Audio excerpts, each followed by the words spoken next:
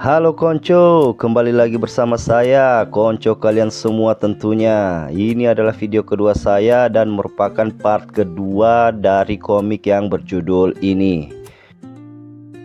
Untuk kalian yang belum menonton part satunya, saya sangat sarankan untuk kalian menontonnya terlebih dahulu agar kalian bisa paham jalan ceritanya dan tentunya membantu saya meningkatkan views channel ini.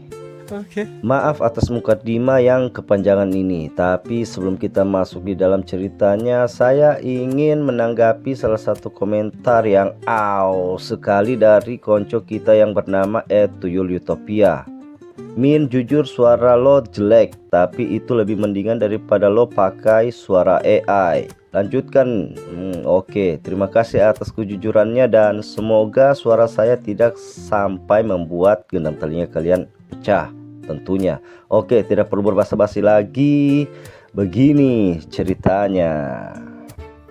Di episode sebelumnya, setelah mengalahkan monster ogre, Krum berhasil naik level hingga 2 level sekaligus dan kini ia telah berada di level 18. Kemenangan memang sudah didapatkan, namun Krum masih tidak bisa tenang begitu saja tatkala ia melihat adiknya yang masih terkapar di sana. Setelah memikirkan beberapa hal, Krum kemudian memutuskan untuk memindahkan adiknya terlebih dahulu.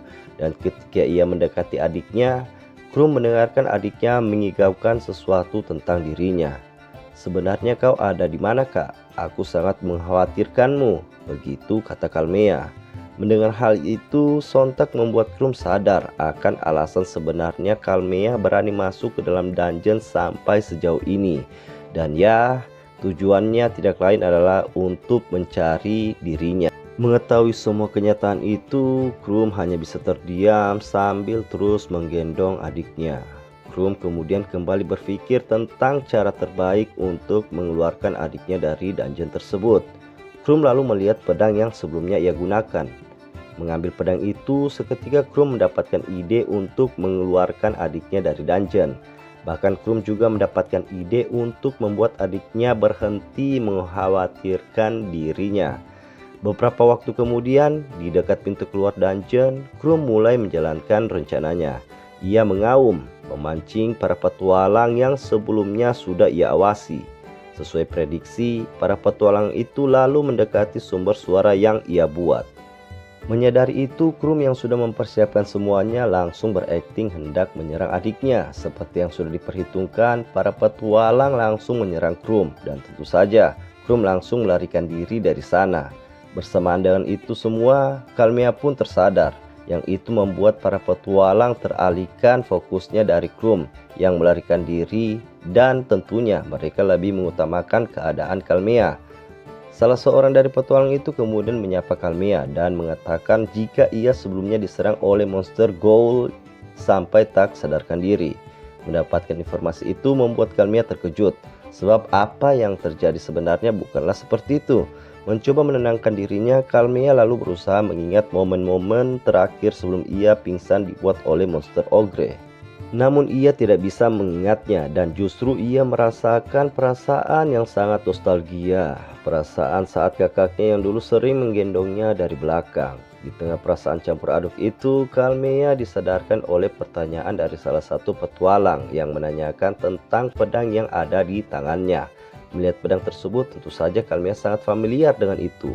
Ia sangat yakin jika pedang tersebut merupakan milik kakaknya. Terus melihat pedangnya, Kalmea menemukan tulisan di salah satu bilahnya dan itu bertuliskan, "Aku pasti akan kembali, tunggu saja." Sambil memeluk pedang tersebut, Kalmea pun menangis terharu. Meninggalkan Kalmea yang sudah pasti selamat, scene pun berganti ke beberapa waktu setelahnya. Terlihat Krum sangat bersemangat berburu monster. Namun walau begitu, Krum tidak begitu senang sebab ia masih saja tertahan di level 18. Padahal tinggal 2 level lagi untuk Krum bisa berevolusi ke tahap selanjutnya. Di tengah kegalauan akan levelnya yang mulai lambat untuk naik, Krum tiba-tiba merasakan aura kekuatan yang cukup kuat berada di dekatnya. Itu adalah monster Gargoyle dengan level 21 dan tanpa aba-aba monster tersebut langsung menyerang Krum dengan pedangnya. Krum memang berhasil menghindar, namun monster itu langsung mengeluarkan serangan lainnya berupa semburan api ungu yang keluar dari mulutnya. Tidak bisa menghindar, Krum menahan serangan itu dengan tangannya dan mendapati jika serangan api ungu itu tidaklah begitu merusak. Namun, belum juga semburan api ungu itu menghilang, monster gargoyle langsung kembali menyerang Krum menggunakan pedangnya. Serangan tersebut berhasil mengenai pipi Krum dan yang paling mengejutkan dari semua itu, duar! Serangan combo monster gargoyle berlanjut dan itu tepat mengenai wajah Krum yang membuatnya terlempar hingga menabrak dinding. Merasakan sakit, Krum berusaha bangkit dan tanpa ingin memberikan jeda sedikit pun, monster tersebut sudah kembali bersiap untuk melancarkan serangannya. Menyadari perbedaan kekuatan yang sangat jauh, Krum memutuskan untuk melarikan diri. Namun apalah daya, dengan sekejap Krum berhasil disusul dan monster tersebut langsung mengayunkan pedangnya ke arah Krum yang untungnya Krum berhasil menangkisnya menggunakan kekuatan kukunya. Melihat ada celah, Krum dengan cepat mengayunkan tinjunya dan itu mengenai tepat di wajah sang monster. Namun ya, serangan Krum sama sekali tidak berefek. Kembali monster gargoyle melancarkan serangan pedangnya dan apa yang bisa dilakukan oleh Krum, ia hanya bisa menghindar dan berusaha menjauh dari monster tersebut. Hingga pada akhirnya Krum menemui jalan buntu.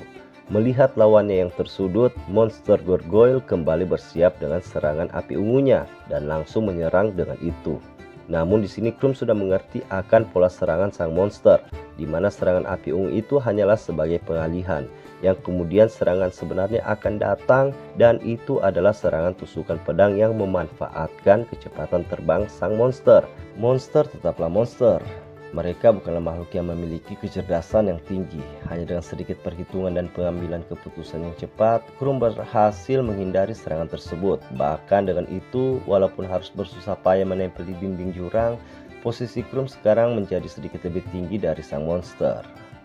Memanfaatkan situasi itu, Krum dengan percaya diri melompat ke punggung monster tersebut. Mengandalkan giginya yang kuat dan tajam, ia kemudian mengoyak punggung sang monster sambil mereka berdua meluncur jatuh ke dasar jurang.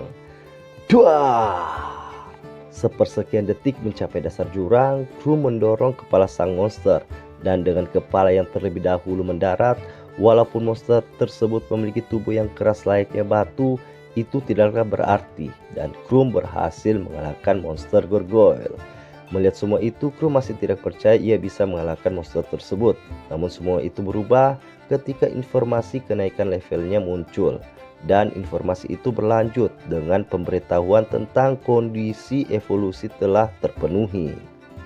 Dengan tenang Krum lalu berdiri. Sambil menguatkan diri, ia langsung memulai evolusinya saat itu juga. Seketika cahaya hijau pekat menyelimuti tubuh Krum.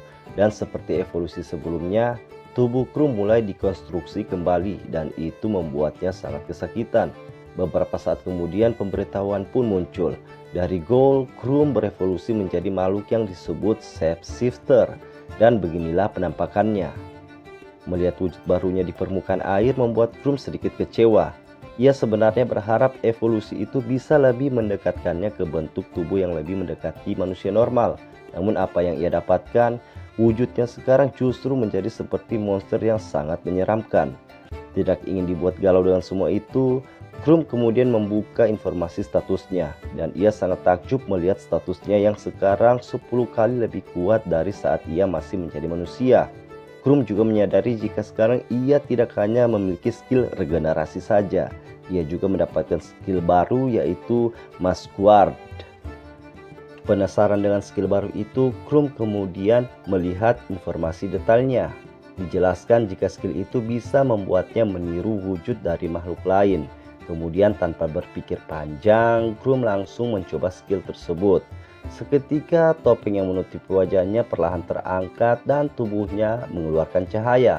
Lalu apa yang terjadi selanjutnya membuat Krum kehabisan kata-kata tatkala ia melihat dirinya yang berubah ke wujudnya sendiri saat masih menjadi manusia.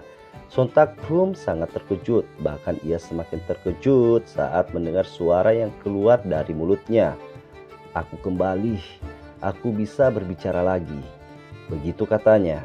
Walaupun wajahnya belum 100% layaknya manusia normal, Dengan giginya yang tajam dan kulitnya yang pucat layaknya mayat hidup, itu tidak membuat Krum terlalu khawatir.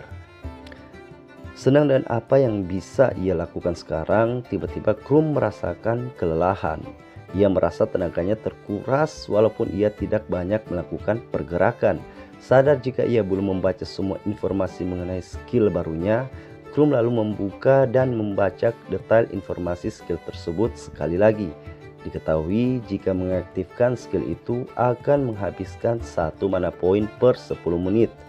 Mengetahui detail itu, Krum kemudian berhitung, mengakumulasikan dengan jumlah mana poin maksimal yang ia miliki.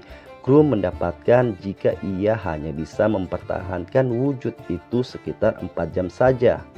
Krum juga berpikir jika seperti ini, itu akan masih sangat beresiko untuk ia bisa hidup di kota. Walaupun begitu, Krum tidak berputus asa. Ia justru sangat bersemangat dan yakin jika evolusi selanjutnya akan membawanya kembali seperti dulu, kembali menjadi manusia seutuhnya. Di tengah perasaan yang menggebu-gebu itu, seperti yang sudah direncanakan oleh penulis komik ini, Krum kembali tidak bisa merasakan ketenangan yang hakiki. Tiba-tiba gempa bumi terjadi di dalam dungeon tersebut. Itu cukup keras yang membuat Krum harus berlutut, bahkan akibat gempa tersebut membuat batu besar terjatuh ke arah Krum. Untung saja gempa itu tidak berlangsung lama. Krum yang pada dasarnya memiliki cukup banyak pengetahuan kemudian terfikirkan tentang penyebab dan bagaimana keberlangsungan sebuah dungeon. Keberadaan dari mayat-mayat monster raksasa yang terkubur di bawah tanah, yang itu mengeluarkan mana jahat dan menyebabkan terbentuknya sebuah dungeon. Mana jahat yang membentuk sebuah dungeon akan terus berkumpul, dan jika sebuah dungeon tidak bisa dikendalikan atau penguasa dungeon itu tidak bisa dikalahkan, maka itu akan menyebabkan bencana dungeon. Memikirkan semua itu, Krum mulai menyadari jika situasi dungeon ini sudah mulai memasuki tahap untuk menjadi bencana dungeon. Dan hal ini ditandai dengan kemunculan monster dengan rangsi ke atas yang semakin intens. Di tengah semua pemikiran itu, lagi dan lagi, Krum dikagetkan oleh kemunculan monster. Dan itu adalah monster Gargoyle. Sama seperti sebelumnya juga, monster tersebut langsung menyerang dan Krum tentu saja bisa menghindari serangan itu. Memanfaatkan batu yang ada di dekatnya, Krum langsung mengambil lalu melemparkan batu itu dan itu tepat mengenai wajah sang monster. Aku tidak bisa memaksimalkan kekuatanku dalam bentuk manusia seperti ini, berkata Krum mengamati situasinya. Monster Gargoyle lalu mengeluarkan semburan api ungu dari mulutnya. Dan tentu saja kita semua sudah pasti tahu jika itu hanyalah pengalian isu. Melancarkan serangan tusukannya, monster Gargoyle yang monoton itu langsung mendapatkan counter attack dari Krum. Dan hanya dengan beberapa serangan, monster itu pun musnah. Menyadari kekuatannya yang sekarang yang dengan mudah mengalahkan monster Gargoyle yang sebelumnya membuatnya kesulitan, membuat Krum tentunya sangat senang. Krum di sini juga berpikir jika ia yang sekarang bahkan bisa mengalahkan monster Ogre sendirian. Krum juga sadar walaupun monster-monster yang berada di dalam dungeon ini kuat, tapi mereka memiliki satu kekurangan, di mana itu adalah kecerdasan mereka yang sangatlah rendah. Di tengah kepercayaan diri tinggi, kembali Krum dibuat terkejut tatkala 3 monster Gargoyle muncul secara bersamaan. Dan apa yang dilakukan Krum, tentu saja kalian pasti bisa menebaknya. Dan apa yang terjadi adalah Krum melarikan diri dari sana. Setelah berhasil menyelamatkan diri, Krum lalu menyimpulkan semua keanehan yang ia temui sampai detik ini. Dengan itu Krum sangat yakin jika bencana dungeon akan segera terjadi. Beberapa waktu pun berlalu setelah Krum melarikan diri dari kejaran beberapa monster Gargoyle. Menggunakan strategi by one, Krum mulai mengincar dan mengalahkan monster Gargoyle satu persatu, dan itu membuatnya naik ke level 21. Di sini Krum kembali berpikir positif tentang kondisinya yang sekarang merupakan seorang monster. Selain mendapatkan fisik yang kuat dan tidak cepat merasa kelelahan, Krum juga tidak perlu lagi khawatir tentang luka-luka kecil yang ia terima dari pertarungan, sebab ia memiliki skill regenerasi. Setelah tubuhnya selesai beregenerasi, Krum lalu kembali membuka dan melihat jendela informasi statusnya. Di sana Krum melihat jika ia harus mencapai level 50 untuk bisa kembali berevolusi. Walau untuk mencapai level tersebut masihlah jauh, tapi Krum sangat optimis jika ia pasti bisa mencapai level tersebut dengan mudah. Hanyut di dalam kepercayaan diri yang tinggi, lagi dan lagi Krum kembali dikagetkan dengan suara langkah kaki, dan tentu saja Krum langsung bersembunyi. Terlihat seorang pria bernama Frey di sana dengan tangannya dilapisi arbor. Lalu seorang pria bertudung dengan busur di tangannya bernama Guido. Dan yang terakhir seorang dedek-dedek gemes bernama Seri. Dan di sana mereka terdengar sedang membahas apa yang sebelumnya Krum pikirkan tentang bencana dungeon. Bahkan mereka sangat yakin jika bencana itu sudah ada di depan mata, dan Frey berniat untuk menghentikan itu dengan mengalahkan sang bos dungeon. Pemikiran Frey ternyata tidak disambut baik oleh Guido. Ia berpendapat terlalu sembrono menantang penguasa dungeon tanpa punya informasi apapun. Mendengar perkataan Guido, Frey justru memikirkan hal lain. Ia lalu berkata tentang batu sihir yang dimiliki bos dungeon, yang jika dijual itu pasti akan bernilai tinggi. Walau terlihat seperti orang yang serakah, Frey sebenarnya merupakan seseorang yang sangat berjiwa besar. Dengan percaya diri ia berkata, "Kita ini petualang, menghadapi tantangan dan membela warga merupakan tugas kita." Mendengarkan semua itu, Guido tetap tidak ingin mengambil risiko dan kembali. Frey berkata, "Apa kau tahu, bencana dungeon adalah penyebab kampung halaman Seri hancur?" Krum yang juga masih berada di sana dan mendengarkan semua percakapan itu, kemudian teringat olehnya akan peristiwa serupa yang juga ia alami. Di tengah semua itu, Guido yang memiliki persepsi yang cukup tinggi akhirnya menyadari keberadaan Krum.